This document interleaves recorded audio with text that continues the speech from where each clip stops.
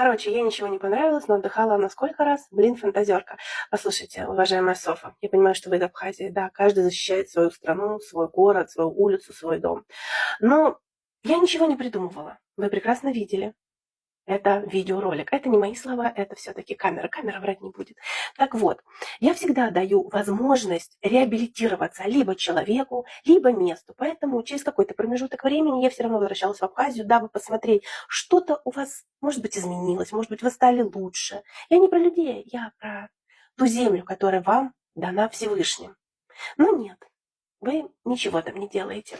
Так вот, пока я тебе буду показывать фотографии и рассказывать.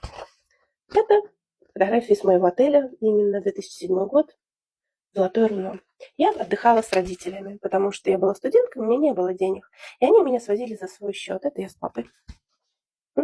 Так вот, скажите мне, пожалуйста, уважаемые абхазы, вот ты именно абхазка, я как понимаю, да? Вы воевали с Грузией в 1992 году, да? Вы выиграли эту войну. Воевали вы за что? За независимость Абхазии. Хорошо, вы получили эту независимость, вы выиграли эту войну. Помнишь ресторан? Холодильник называется у вас. Это по дороге в Сухум. Сейчас, правда, он закрыт, но когда была я там, он был открыт. Ну так вот.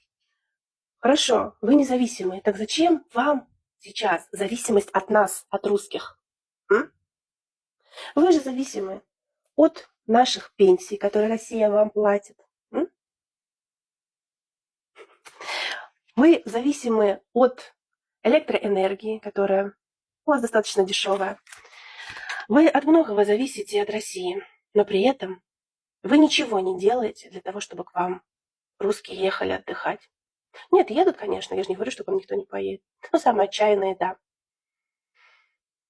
Поэтому, когда я говорю, что вы очень ленивый народ, это правда. Извини, что правда колет глаза.